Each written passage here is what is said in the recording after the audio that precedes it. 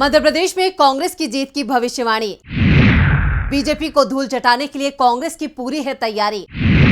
राहुल गांधी के एमपी दौरे ने बिगाड़े बीजेपी के सभी समीकरण। मध्य प्रदेश में भारतीय जनता पार्टी के लिए एक बार फिर सत्ता की डगर आसान नहीं दिख रही है। चुनाव से पहले सामने आए एक सर्वे ने सचमुच मुख्यमंत्री शिवराज सिंह चौहान के साथ ही दिल्ली में बीजेपी के राष्ट्रीय नेताओं की मुश्किलें बढ़ा दी हैं। इस सर्वे में जहां कांग्रेस की पूर्ण बहुमत के साथ सरकार में वापसी और ग्वालियर चंबल से लेकर मालवा तक कांग्रेस का दबदबा दिख रहा है, वहीं बीजेपी की मध्य प्रदेश की सत्ता से विदाई होती दिख रही है। नमस्कार, मैं हूं परवीन शेख। आप सभी का हमारी स्पेशल रिपोर्ट में बहुत बहुत स्वागत है। तो कैसे बीजेपी पर एमपी में गहराया हार का संकट, इस पर करेंगे विस्तार से चर्चा। मध्य प्रदेश की जनता ने बीजेपी को नकारा। एमपी में आ रही है कांग्रेस की सरकार। केंद्रीय मंत्रियों और बीजेपी के सांसद भी पार्टी को हार से नहीं बचा पाएंगे। चुनाव से पहले आए सर्वे में कांग्रेस की है बल्ले बल्ले। मध्य प्रदेश में 5 अक्टूबर के बाद कभी भी चुनाव की तारीखों का ऐलान हो जाएगा। इन चुनावों में बीजेपी के साथ साथ पीएम मोदी की साख भी दांव पर लगी है। बीजेपी इन चुनावों में जीत के लिए साम दाम दंड भेद सभी उपाय कर चुकी है, लेकिन जनता की नाराजगी को दूर करने में बीजेपी पूरी तरह से फेल नजर आ रही है। दरअसल टाइम्स नाउ और नवभारत के ताजा सर्वे के अनुसार मध्य प्रदेश में अगर आज विधानसभा चुनाव कराए जाएं तो इस बार राज्य की कुल 230 सीटों में से बीजेपी को 102 और 110 सीटें मिल सकती हैं, जबकि कांग्रेस को 118 से 128 सीटें मिलने का अनुमान जताया गया है। ये सर्वे 20 सितंबर 2023 को किया गया है। वहीं इससे पहले 16 जुलाई 2023 को किए गए सर्वे पर नजर डालें तो तब बीजेपी को 105 से 115 सीटें, जबकि कांग्रेस को 114 से 124 सीटें और 2 सीटें अन्य के खाते में जाने का अनुमान जताया गया था। अगर 20 सितंबर वाले सर्वे में वोटिंग प्रतिशत पर नजर डालें तो इस बार बीजेपी को 42.80%, जबकि विपक्ष में बैठी कांग्रेस को इस बार 43.80% और अन्य को 13.40% वोट मिलने का अनुमान है।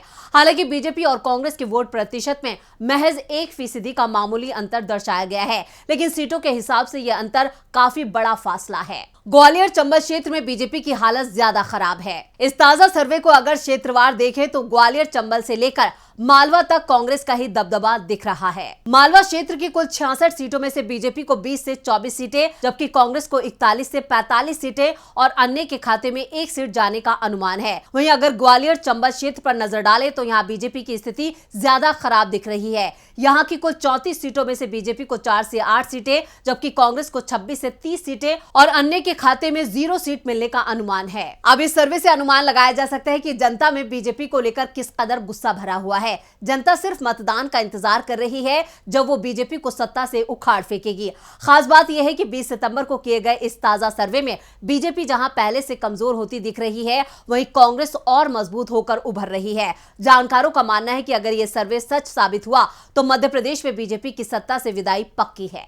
बीजेपी ने एमपी के सियासी समर को बनाया भीषण। बीजेपी ने इस बार अपने केंद्रीय मंत्री नरेंद्र सिंह तोमर, प्रहलाद सिंह पटेल और फग्गन सिंह कुलस्ते तथा पार्टी के कई अन्य सांसदों को मध्य प्रदेश विधानसभा चुनाव के लिए उम्मीदवार के रूप में उतारकर इस सियासी जंग को दिलचस्प बना दिया है। मंत्रियों के अलावा जिन लोकसभा सांसदों को विधानसभा चुनाव के लिए टिकट दिया गया है उनमें राकेश सिंह, गणेश सिंह, रीति पाठक, उदय प्रताप सिंह शामिल है। बीजेपी के राष्ट्रीय महासचिव कैलाश विजयवर्गीय इंदौर 1 से चुनाव लड़ेंगे। वहीं केंद्रीय मंत्री नरेंद्र सिंह तोमर को दिमनी निर्वाचन क्षेत्र से, प्रहलाद पटेल को नरसिंहपुर से और फग्गन सिंह कुलस्ते को निवास सीट से मैदान में उतारा गया है। गौरतलब है कि 2018 के विधानसभा चुनाव में कांग्रेस ने 114 सीटों पर जीत दर्ज की थी, जबकि बीजेपी को 109 सीटें मिली थी। हालांकि मौजूदा केंद्रीय मंत्री और बीजेपी नेता ज्योतिरादित्य सिंधिया की बगावत के चलते राज्य में कमलनाथ के नेतृत्व वाली कांग्रेस सरकार गिर गई थी।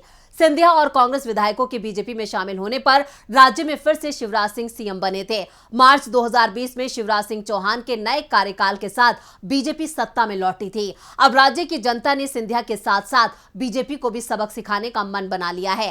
राज्य में 2003 के बाद से ही बीजेपी की सरकार है, लेकिन 2020 में बीजेपी ने जिस तरह जबरदस्ती सरकार बनाई थी ये सभी को याद है। दरअसल ज्योतिरादित्य सिंधिया की बगावत के चलते कमलनाथ को सीएम पद से इस्तीफा देना पड़ा। अब एक बार फिर चुनाव करीब हैं और ताजा एजेंसियों के सर्वे सामने आ रहे हैं जो बीजेपी की नींद उड़ा रहे हैं। सर्वे में बताया जा रहा है कि 230 सीट वाली विधानसभा में कांग्रेस को 124 से 135 सीटें मिल सकती हैं और बीजेपी की विदाई हो सकती है। 2020 मार्च में जिस तरह बगावती फार्मूले को आधार बनाकर बीजेपी ने सत्ता हथियाई थी, अब वही फार्मूला बीजेपी के लिए परेशानी खड़ा कर रहा है। कांग्रेस ने बगावत करके बीजेपी में 28 विधायकों को जिस तरह से महत्व दिया गया, उससे बीजेपी कई गुटों में बंट गई। पार्टी के दिग्गज नेताओं और मंत्रियों के वर्चस्व की लड़ाई से बीजेपी को बड़ा नुकसान हुआ है। इन सब तमाम बातों के बीच एक ऐसी खबर भी सामने आई थी जिससे कहीं ना कहीं कांग्रेस को बड़ा फायदा पहुंचा है। दरअसल खबर यह थी कि ग्वालियर चंबल के 8 जिलों की 34 सीटों में बंटवारे को लेकर अंतर्कलह चल रहा था, तो वहीं बुंदेलखंड की 5 जिले की 26 सीटें, महाकौशल इलाके में 38 सीटें, विंध्या क्षेत्र में 30 सीटें और मालवा निमाड़ क्षेत्र की 66 सीटों में विधायकों ने बगावत कर दी थी। गौरतलब है कि बीजेपी के विधायकों की बगावत के चलते ही इसका फायदा मुख्य विपक्षी पार्टी कांग्रेस को मिला है। कांग्रेस अब बीजेपी से मुकाबला करने के लिए सामाजिक न्याय की दिशा में आगे बढ़ने के लिए कदम बढ़ा रही है। इसके लिए राहुल गांधी ने उस नारे को रखा है, जिसकी जितनी भागीदारी उसकी उतनी हिस्सेदारी। इस तरह कांग्रेस आबादी के लिहाज से आरक्षण देने की पैरवी शुरू कर रही है, जिसके पीछे सियासी मकसद को भी समझा जा सकता है। इस साल होने वाले देश के जिन 5 राज्यों में चुनाव हैं, उनमें देखें तो राजस्थान में 55%, मध्य प्रदेश में 52%, छत्तीसगढ़ में भी 50% ओबीसी समाज की आबादी है। इस तरह उत्तर प्रदेश, बिहार और देश के दूसरे राज्यों में भी 50% के करीब ओबीसी मतदाता है, जिन्हें कांग्रेस अपने पाले में लाने की कोशिश के तहत बड़ा बदलाव किया है। देखना यह है कि यह दांव कितना सफल होता है। 30 सितंबर को राहुल गांधी एमपी दौरे पर थे, जहां उन्होंने कहा कि अगर कोई चोट लगती है तो सबसे पहले एक्सरे या एमआरआई होता है, इसी से समस्या का पता चलता है। हमारे देश में अन्य पिछड़ा वर्ग यानी ओबीसी, आदिवासी और दलित कितने हैं, इसका सवाल किसी के पास नहीं है। हमें हिंदुस्तान का एक्सरे करना है, यह पता लगाना है कि देश के बजट पर ओबीसी का कितना कंट्रोल है, उनकी आबादी कितनी है। हिंदुस्तान के सामने सिर्फ एक मुद्दा है, जातिगत जनगणना। कांग्रेस की सरकार बनी तो पहला काम यही होगा, हम देश को बताएंगे कि हमारे यहाँ कितने ओबीसी हैं। राहुल गांधी जिस तरह से ओबीसी के मुद्दे पर बीजेपी को घेर रहे हैं, उससे साफ है कि कांग्रेस जातीय समीकरण की रणनीति के सहारे ही एमपी में जीत की इबारत लिखने की कोशिश कर रही है। न सिर्फ एमपी बल्कि राजस्थान, छत्तीसगढ़ और तेलंगाना में भी कांग्रेस ओबीसी के मुद्दे पर आगे बढ़ेगी। ओबीसी वोटों की सियासी ताकत को देखते हुए कांग्रेस ने ओबीसी वोटों पर फोकस करना ही नहीं बल्कि आक्रामक राजनीति भी शुरू कर दी है। राजस्थान में अशोक गहलोत, छत्तीसगढ़ में भूपेश बघेल और कर्नाटक में सिद्धारमैया को सीएम बनाया। इस तरह कांग्रेस 4 राज्यों में से 3 में ओबीसी समुदाय से मुख्यमंत्री बना रखा है। ओबीसी का भरोसा जीतने के लिए कांग्रेस ने अपनी नीतियों में बड़ा बदलाव करते हुए पार्टी संगठन में ब्लॉक कमेटी से लेकर सीडब्ल्यूसी तक 50% सदस्य दलित, ओबीसी, अल्पसंख्यक और आदिवासी समुदाय से बनाए जाने का फैसला किया था।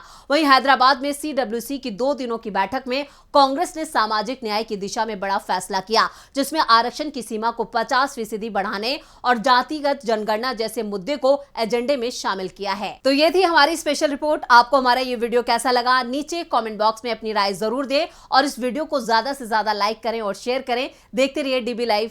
नमस्कार।